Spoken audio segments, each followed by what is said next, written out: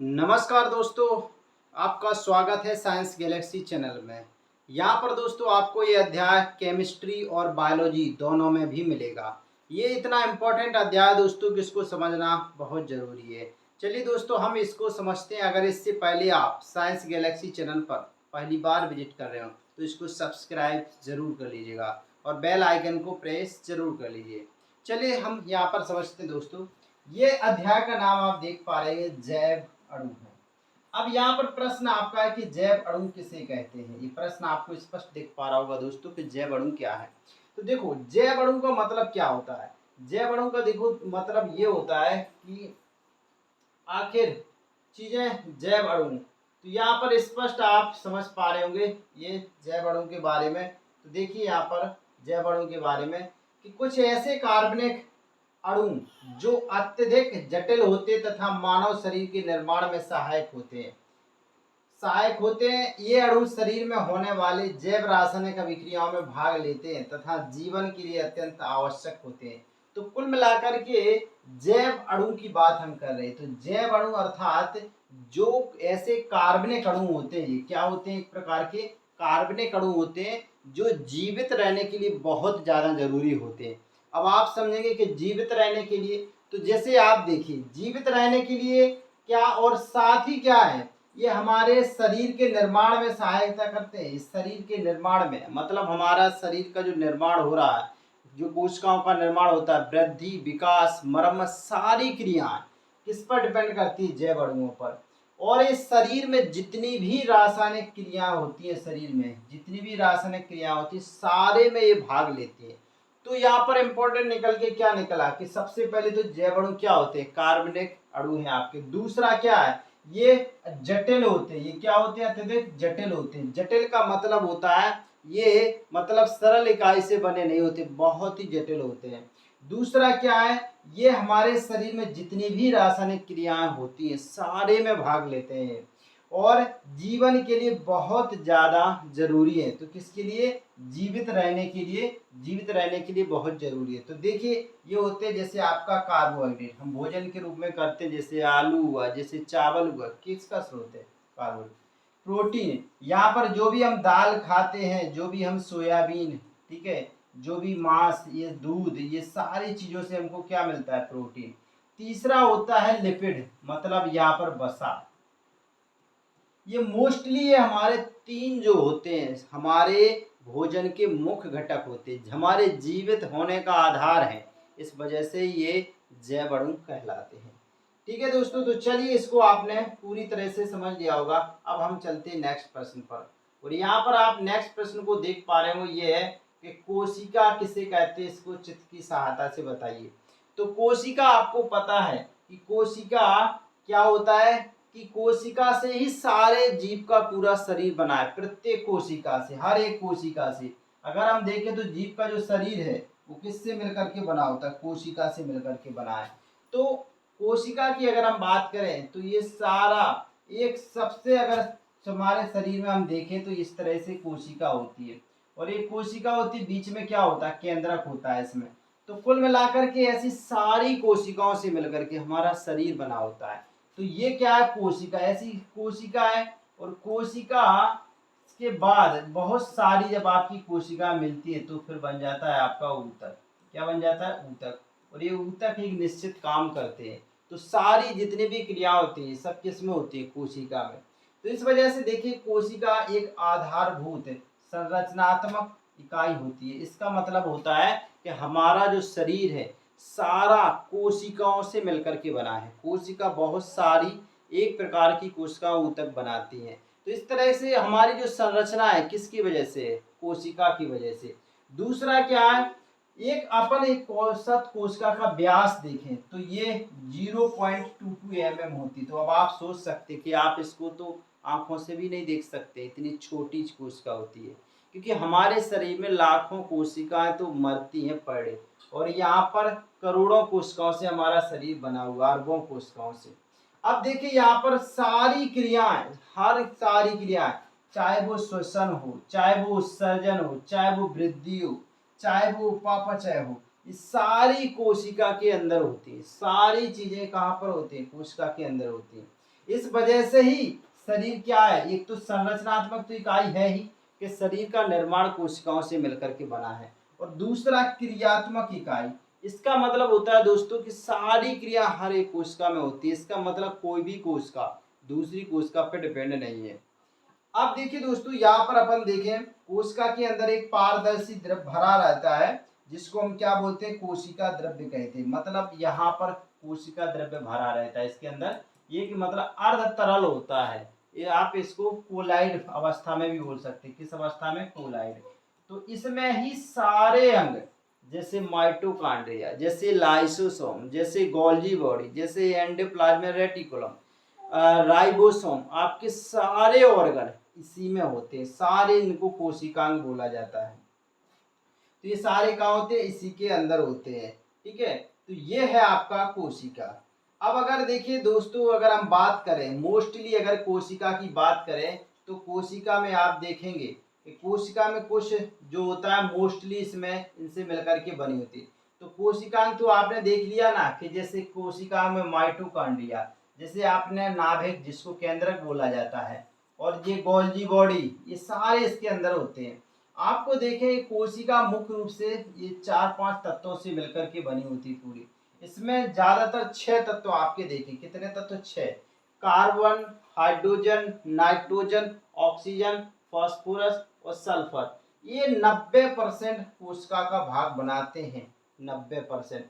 और अगर वैसे देखा जाए कोशिका का, अगर द्रव्यमान की बात किया जाए कि सारी कोशिका का द्रव्यमान अगर देखें, तो आपको बता द्रव्यमान के हिसाब से उसमें 70% तो केवल जल होता है। तो आपने देख लिया 6 तत्व मोस्टली देख पा रहे हो। यहाँ पर आपने देख पा रहे कार्बन और हाइड्रोजन, और आपने नाइट्रोजन, आपने ऑक्सीजन, फास्फोरस और सल्फर, और कुल कितना 70% भाग बनाते हैं ये हमारे इस पूरे कोशिका के द्रव्यमान का। तो यहाँ तक आपने इस कोशिका को देखा है। तो ये आपका दूसरा इंपॉर्टेंट प्रश्न हो गया। अब देखिए दोस्तों, अब हमको पढ़ना है कार्बोहाइड्रेट क्या होते हैं। चलिए हम यहाँ पर कार्बोहाइड्रेट की बात करते हैं। तो देखिए कार्बोहाइड्रेट जिस तरह से आप नाम से सुन पा रहे होंगे, कार्बोहाइड्रेट, कार्बन, हाइड्रोजन और ऑक्सीजन, हाँ यही होते हैं। इनसे ही मिलकर के बने जो पदार्थ होते हैं वो क्या होते हैं, कार्बोहाइड्रेट। मतलब कार्बन, हाइड्रोजन और ऑक्सीजन, कार्बोहाइड्रेट। तो यहाँ पर कार्बन, हाइड्रोजन और ऑक्सीजन से मिलकर के। अब यहाँ पर इसकी जो दूसरी डेफिनेशन होती है वो देखिए आप, यहाँ पर ये देखिए क्या होता है, ये आप देखेंगे तो पॉलीहाइड्रोक्सी एल्डिहाइड या फिर आपके पॉलीहाइड्रोक्सी कीटोन होंगे। अब पॉली शब्द क्यों लगा है दोस्तों, यहाँ पर पॉली शब्द का मतलब बहु होता है। मतलब बहुत सारी, एक इकाइयां नहीं इसमें। ये आपको पहले ही बता दिए थे कि जटिल अणु है, और जटिल अणु मतलब एक, जैसे जैसे मकान एक जटिल अणु है, वहां पर एक ईंट नहीं हजारों लाखों ईंटें लगी हुई हैं। ऐसे ही बहुत सारे, मतलब जैसे आपने जैसे कार्बोहाइड्रेट में देखा, जैसे आपने ग्लूकोज देखा C6H12 और O6 यहाँ पर। लेकिन अगर आप सेलुलोज की बात करें तो ऐसे सारे, बहुत सारे, मतलब यहाँ पर एन कह दिया, एन मतलब यहाँ नंबर हो बहुत ज्यादा। कुल मिलाकर के आपका यहाँ पर 100 से ऊपर, मतलब बहुत सारे, मतलब ऐसी इकाइयां मिलकर के, इस वजह से इसको पॉली बोल दिया। अभी या तो एल्डिहाइड होंगे या फिर क्या होंगे, कीटोन होंगे। क्या होंगे, कीटोन होंगे। या तो एल्डिहाइड, मतलब क्या होता है एल्डिहाइड का, CHO, या तो एल्डिहाइड होंगे या फिर ये क्या होंगे, कीटो ग्रुप होंगे। तो या तो पॉलीहाइड्रोक्सी एल्डिहाइड होंगे या पॉलीहाइड्रोक्सी कीटोन वाले बहुत क्या होते हैं, बड़े बहुलक होते हैं।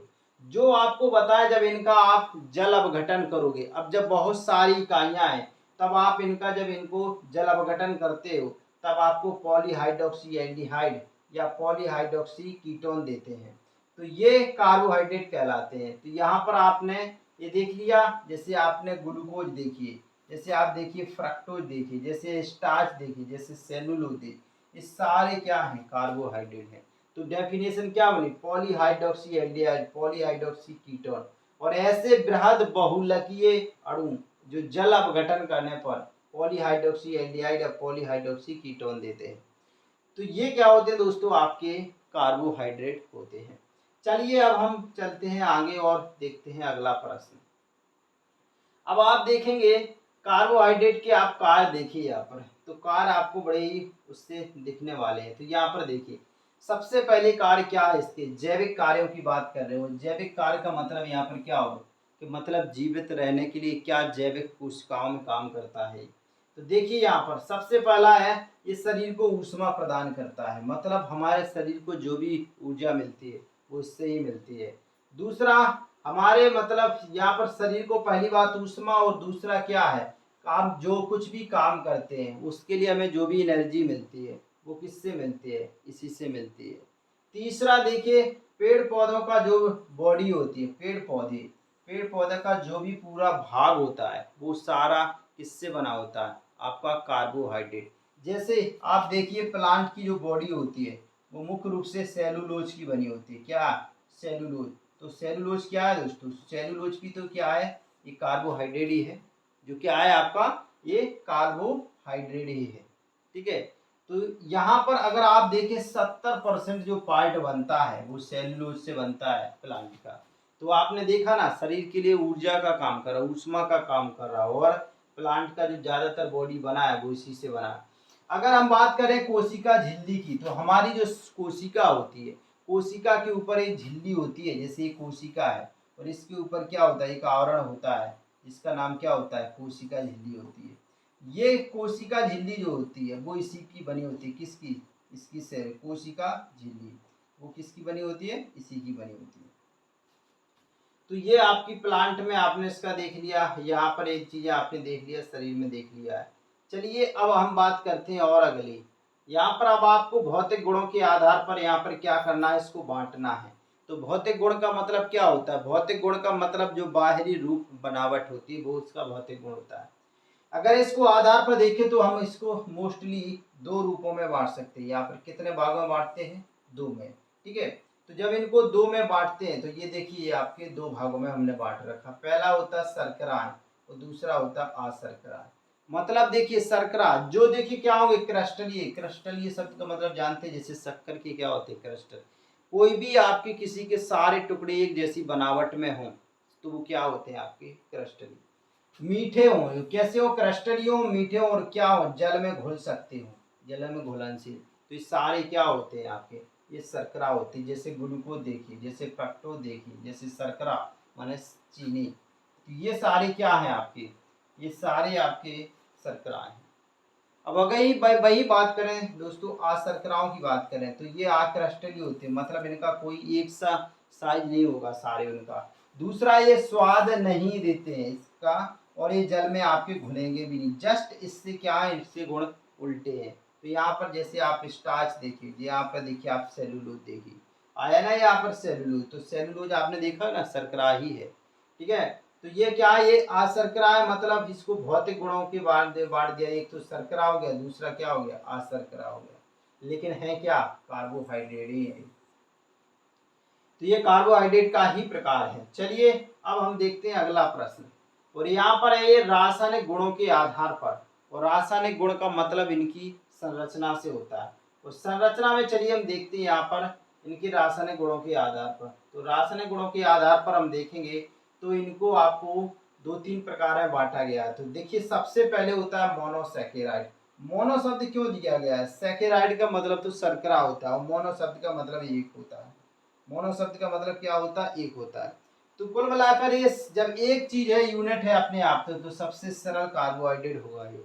और जब सरल एक है तो फिर इसको और नहीं तोड़ा जा सकता। तो इसका मतलब क्या है, इसका आप जल अपघटन नहीं कर सकते, मतलब ये है आप इससे और जल के अणु को बाहर नहीं कर सकते हैं।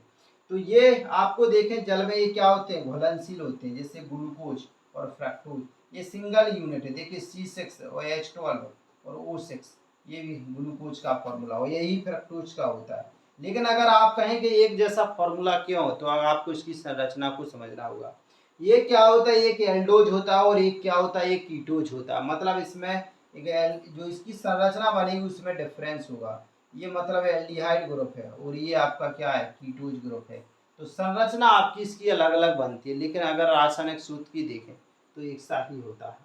ठीक है, तो यहाँ पर आपने इस चीज को समझ लिया। अब चलिए हम चलते हैं आगे और देखते हैं आपके डाइसैकेराइड, ओलिगोसैकेराइड सॉरी।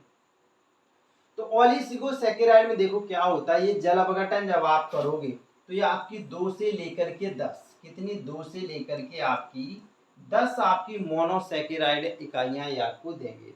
अब ये मोनोसैकेराइड इकाइयां देने का मतलब, जैसे आपने C6H12O6 पढ़ा था, मतलब कार्बन 6 थे, तो यहाँ पर ऐसे मतलब आपको जब आप उनका जल अपघटन करोगे तो ये आपको देंगे। तो यहाँ पर देखिए मोनोसैकेराइड इकाइयां देते हैं और जल अपघटन को इनका आप कर सकते हो। तो यहाँ पर जैसे यहाँ पर इसको अब आप कई भागों में बांट चुके हैं, जैसे आप देखिए यहाँ पर आप इसको देखिए, मतलब इसका जल अपघटन आप कर सकते हैं। अब इसको 2 से लेकर के आपकी मतलब 10 तक इकाइयां ये आपके दे सकते हैं। तो यहाँ पर देखिए, अब आप यहाँ पर आप देखेंगे क्या है, डाइसैकेराइड है, और जब ये डाइसैकेराइड है आपका, ठीक है, ये क्या है आपका डाइसैकेराइड। तो देखिए यहाँ पर डाइसैकेराइड का मतलब यहाँ पर देखिए, जैसे आपने यहाँ पर माल्टोज लीजिए या फिर आप यहाँ पर ग्लूकोज सुक्रोज लीजिए, ठीक है, तो ये जैसे आप देखेंगे ये आपका किससे मिलकर के दो आपका, एक ग्लूकोज इकाई है और ये क्या है फ्रक्टोज इकाई है, ये क्या है फ्रक्टोज इकाई, इनसे मिलकर के बनाए। और अगर माल्टोज को ही देखा जाए तो ये ग्लूकोज प्लस ग्लूकोज से मिलकर के बनाए, ये ग्लूकोज और प्लस ग्लूकोज C6H12O6, तो ये क्या है ग्लूकोज और ग्लूकोज से मिलकर के बना है। अब जब आप जैसे इसमें सुक्रोज को देखिए आप, ये ग्लूकोज से बना है फ्रक्टोज से, फॉर्मूला तो उनका ऐसा ही होता है ना, सेम बिल्कुल। तो आप जब इसमें से क्या निकाल देंगे, एक मतलब जल का अणु बाहर कर देंगे, आपने क्या है जल अपघटन करते तो जल का अणु बाहर कर दीजिए, तो यहाँ कितने हो जाएंगे C12 हो जाएंगे, H कितने कम गए 2, तो 12 दूनी 24, तो कितना हो गया H 22 हो गए ना, और वो कितने है वो आपका एक कम गया, तो यहाँ पर 6 दूनी 12, तो ये क्या हो गया 11, ये आपका किसका फॉर्मूला सुक्रोज का था। तो सुक्रोज क्या है डाइसैकेराइड है, सुक्रोज क्या है ये डाइसैकेराइड है। लेकिन जब आपने इसका जल अपघटन करोगे तो आपको देखिए इस तरह से मोनोसैकेराइड की इकाइयां आपको मिल जाती है, मिल जाती कि नहीं मिल जाती। इसी तरह से आपका ट्राइसैकेराइड, जिसमें मतलब C6 12 18 होंगे आपके, और यहाँ पर ऐसे टेट्रा है, तो यहाँ पर कार्बन 24, यहाँ पर क्या ये 24 से आपकी चीजें यहाँ पर होंगी, ठीक है, तो यहाँ कितनी होंगी आपकी ये 24 होंगी। तो ये आपकी यहाँ पर आपकी 24 इकाइयाँ आपको जरूर दिखेंगी, तो यहाँ पर ये 24 इकाइयाँ होंगी, यहाँ पर इसकी कितनी होंगी 24 इकाइयाँ होंगी, ठीक है। तो यहाँ पर इसमें आपको कार्बन की 24 इकाइयाँ देखने को मिलेंगी। अब देखिए यहाँ पर, अब आप देखिए पॉलीसैकेराइड, पॉलीसैकेराइड तो आप जल अपघटन करोगे तो यहाँ पर पॉली शब्द का मतलब तो बहु होता है, पॉली शब्द का मतलब बहु, बहुत सारी, अनेकों, तो यहाँ पर तो मतलब आपकी गिनती ही नहीं है। तो यहाँ पर जल अपघटन करोगे तो आप वहाँ पर यहाँ पर आपकी अनेक मोनोसैकेराइड इकाइयाँ निकलेंगी, कैसी निकलेंगी बहुत सारी, अनेक आपकी मोनोसैकेराइड इकाइयाँ निकलेंगी। और जब ये निकलेंगी आपकी लगभग 100 से लेकर के 1000 तक आपकी यहाँ पर इकाइयाँ अलग अलग निकल सकती हैं। अब जैसे स्टार्च देख लीजिए आप, सेलुलोज देख लीजिए आप, ग्लाइकोजन देख लीजिए, यहाँ पर ऐसे जैसे ये है ना सिंगल में एक में आप देखिए कार्बन 6 होते हैं यहाँ पर, तो यहाँ पर ऐसे में तो यहाँ पर 100 से लेकर के 1000 तक ऐसे जुड़े हुए हैं, तो बहुत ज़्यादा मतलब क्या हुए ये जटिल हुए। तो इस तरह से आपने देखिए इनके एग्जाम्पल आप याद रखिए कि स्टार्च सेलुलोज और ग्लाइकोजन सारे पॉली हैं। और यहाँ पर आप देखेंगे और चीजें देखेंगे, ठीक है, तो ये वाले स्टैक्यूज ये आपका टेट्रा है, और रेफिनोज देखिए C18H3216 है। तो यहाँ पर 6×18 एक में 6 होंगे तो 3 में 18 होंगे ही। इसी तरह से इस वाली में 24 होंगे, टेट्रा वाली में स्टैक्यूज है, तो यहाँ पर स्टैक्यूज का भी नाम याद रखिए। चलो अब हम चलते हैं अगले और अगला प्रश्न समझते हैं, ठीक है।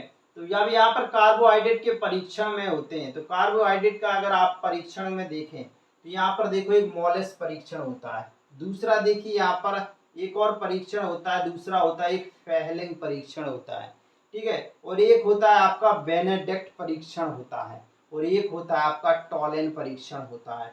यहाँ पर केवल आपको नाम ही याद रखना है इसके केवल। तो यहाँ पर आपने देखा केवल आपको इनके नाम याद रखना है। जैसे आपने देखा टॉलेन परीक्षण कौन देता है आपका कार्बोहाइड्रेट, बेनेडिक्ट परीक्षण, फेहलेंग परीक्षण, और फर्स्ट कौन था मोलेस परीक्षण। सारे कार्बोहाइड्रेट के विभिन्न प्रकार के परीक्षण हैं। अब अगर इसमें आप देखें जो पहला परीक्षण है ठीक है। यहाँ पर पहला परीक्षण है, तो यहाँ पर देखो क्या होगा कि आपका कार्बनिक ठोस के 1 ml जलीय विलयन में आप 10% एल्कोहलिक अल्फा नेप्थोल ले लोगे। तो यहाँ पर आपको क्या लेना है, आपको कार्बनिक ठोस का 1 ml जलीय विलयन ले लेना और उसमें आपको 10% लेना है एल्कोहलिक अल्फा नेप्थोल की विलयन कि जब आप इसमें 2 बूंदे मिलाते हैं और फिर क्या करते हैं, इसको मतलब हिलाते हैं, तो फिर परख नली की दीवार पर आपको सल्फर की एक, और साथ में आपको दीवार के सारे सांद मतलब उसकी जो आपने परख नली ली है उसके किनारे से आपको सल्फर की मात्रा भी मिला देना। और जब ऐसा करोगे आप, इसकी मात्रा मिलाओगे आप, ठीक है, तो फिर आप देखेंगे यहाँ पर इसकी मात्रा मिलाओगे तो फिर आपको बैंगनी रंग आ जाएगा। कौन सा आ जाएगा, बैंगनी। तो आप समझ जाइएगा कि यहाँ पर कार्बोहाइड्रेट का जो परीक्षण है ये सफल है, सुग्राही परीक्षण है। अब यहाँ पर दूसरा फैलिंग परीक्षण, यहाँ पर भी कार्बनिक ठोस के जलीय विलयन में आपको फैलिंग विलयन मिलाना है और लगभग 2 मिनट तक गर्म करना है। और ऐसा करेंगे तो आपको लाल अवक्षेप आएगा, तो समझिए अपचायक शर्करा उपस्थित है। तीसरा आपका है यहाँ पर बेनेडिक्ट, तो बेनेडिक्ट में भी आपको कार्बन ठोस की जलीय विलयन बेनेडिक्ट विलयन मिलाना और 2 मिनट तक गर्म करना और लाल रंग का अगर अवक्षेप आया है तो आपको अपचायक यहाँ पर शर्करा आपको मिलेगी। अगला है आपको लाल जो टॉलेन अभिकर्मक, तो यहाँ पर कार्बन ठोस के जलीय विलयन में आपको टॉलेन अभिकर्मक मिलाना और धीरे धीरे गर्म करना है। और परख नली की दीवार पर यदि रजत दर्पण बनता है, कैसा बनता है, रजत दर्पण, रजत माने चांदी होता है, चांदी जैसा चमकीला पदार्थ बनता है, तो समझ जाइए अपचायक शर्करा उपस्थित है। तो इस तरह से आपने इसको पढ़ा। अब देखिए अगला है कार्बोहाइड्रेट का महत्व।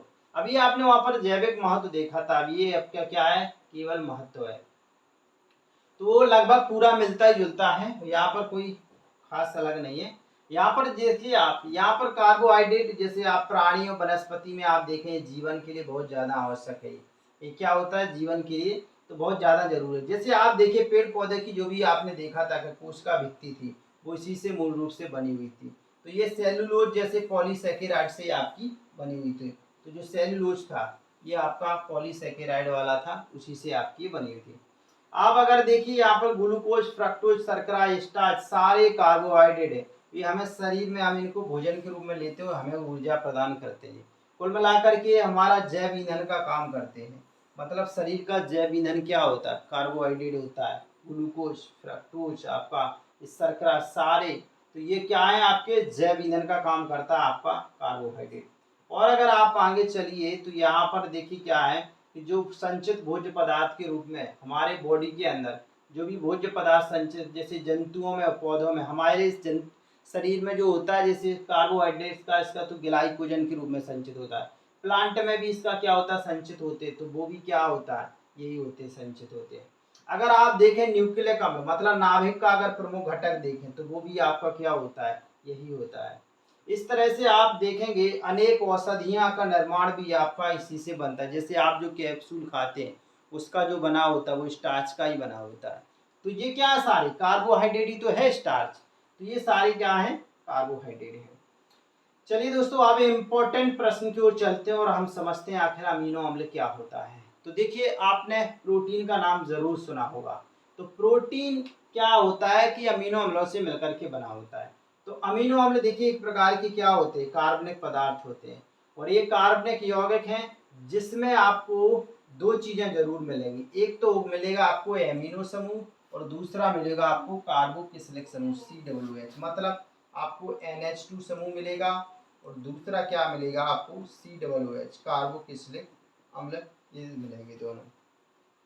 ये दोनों आपको वहां पर पाए जाएंगे यहाँ पर। और यहाँ पर इस तरह से आप देखेंगे कि आप विभिन्न प्रकार के जो एमिनो अम्लों को आप, तो विभिन्न प्रकार के जो एमिनो अम्ल और कार्बोक्सिलिक अम्ल, तो किस किस के एमिनो अम्ल मतलब जो आपके एमिनो समूह होते हैं कार्बोक्सिलिक समूह। तो पहला क्या है आपका एमिनो समूह और दूसरा क्या है, पहला क्या है एमिनो समूह, दूसरा क्या है कार्बोक्सिलिक समूह। इनके आपके स्थिति के अनुसार इनको कई भागों में बांटा जाता है। वैसे ज्यादातर देखें आप अल्फा अमीनो अम्ल, कौन सा, अल्फा अमीनो अम्ल, ये सबसे ज्यादा महत्वपूर्ण होता है क्योंकि जंतुओं की जितनी भी प्रोटीन होती है, समझ रहे ना, और वनस्पति की प्रोटीन, इस सारी का निर्माण अल्फा अमीनो अम्ल से मिलकर के बनता है। तो सबसे ज़्यादा इम्पोर्टेंट ये होती है। यहाँ पर देखिए, यहाँ पर ये प्रोटीन अभी तक आप देखें 25 तक अल्फा अमीनो अम्ल को खोजा जा चुका है। और यहाँ कितने 25 को, यहाँ पर देखिए आप, यहाँ का ये आप देखिए, यहाँ पर हमने पहले आपको बता दिया था, एक आपके पास NH समूह होगा, NH2 समूह। देखिए ये आपके पास क्या है, NH2 समूह है ना। दूसरा आपने क्या है, ये आपका CH है यहाँ पर, और ये आपका दूसरा क्या है, COOH, ये कार्बोक्सिलिक समूह है।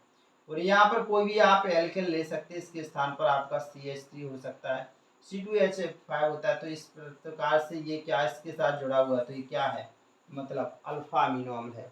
और यहाँ पर एक एमिनो समूह, दूसरे साथ कार्बोक्सिलिक समूह होता है। तो ये होता है आपका अमीनो अम्ल। ठीक है। अब यहाँ पर देखिए एक इम्पोर्टेंट प्रश्न है, ज्वेटर आयन। तो ज्वेटर आयन में देखिएगा आप, वैसे अपन देखेंगे कि इसमें आप देखिए कि इसमें एक सामान्य रूप से आपको एक एमीन मिलेगा और दूसरा इसमें कार्बोक्सिलिक रहेगा, ये कार्बोक्सिलिक अम्ल का रहेगा। ये दोनों रहेंगे तो, लेकिन ये मतलब इसकी तरह व्यवहार नहीं करेंगे कि आप एमीन और कार्बोक्सिलिक की तरह व्यवहार नहीं करेंगे। मतलब जैसे इसमें जो NH2 समूह है और जो COOH समूह है, इसकी तरह व्यवहार नहीं करते, बल्कि ये क्या होते हैं, इससे विपरीत मतलब एक अपना वो बताते हैं। और ये आपस में मतलब ये क्या करते हैं, ये विपरीत प्रकृति के होने के कारण ये क्या करते हैं, परस्पर क्रिया करते हैं, आपस में दोनों क्रिया कर लेते हैं, NH2 समूह और COOH समूह। और एक क्या बना लेते हैं, लवण बना लेते हैं। क्या बना लेते हैं, लवण बना लेते हैं, जिनको क्या बोला जाता है, ज्वेटर आयन कहते हैं। और जब ज्वेटर आयन बनता तो एक ही समय पर आपको वहां पर क्या होगा, धनावेश भी देखने को मिलेगा और ऋणावेश आपको एक साथ दिखने को मिलेगा। तो देखिए आप यहाँ पर, ये देखिए एक साथ धनावेश और एक साथ ऋणावेश। देखिए यहाँ पर आप देखेंगे, यहाँ पर देखिए ये आपका NH2 है, यहाँ पर क्या है, ये NH2 है, आपका NH2 है, और ये आपका CH है, और ये क्या आपका एल्केन है। और यहाँ पर देखिए ये COOH, ये आपका कार्बोक्सिलिक है। तो यहाँ पर देखिए एक H इधर का, देखिए इधर का ये वाला H इधर इधर आ गया, देखिए NH3 हो गया, यहाँ पर यहाँ क्या हो गया, NH3 हो गया। तो यहाँ पर देखिए प्लस आ गया। और यहाँ पर देखिए यहाँ का COO, तो यहाँ पर क्या ऋणायन आ गया। तो यहाँ पर देखो एक ही साथ में ऋणायन और एक साथ धनायन का काम कर रहे हैं। तो आपका है तो ये अमीनो अम्ल, और देखिए इस साथ ये आपने परस्पर आपस में क्रिया कर ली और ये किसकी तरह बताया, गुण प्रदर्शित कर रहे लवण की तरह। तो ये इसको क्या बोला जाता है, ज्वेटर आयन बोला जाता है। तो इस तरह से दोस्तों आपका ये जो जैव अणु वाला वीडियो आपको किस तरह से लगा है, कमेंट में ज़रूर बताइएगा। और अगर आपको ये वीडियो पसंद आया है तो इसको सब्सक्राइब जरूर करिए और कमेंट में बताइए, ताकि हम इसकी और वीडियो भी जल्दी से आपके सामने लेकर के आएँ। चलिए दोस्तों, बहुत बहुत धन्यवाद। अपनी पढ़ाई को कंटिन्यू रखिए और अपने इसको बार बार रिवाइज जरूर करिए। धन्यवाद।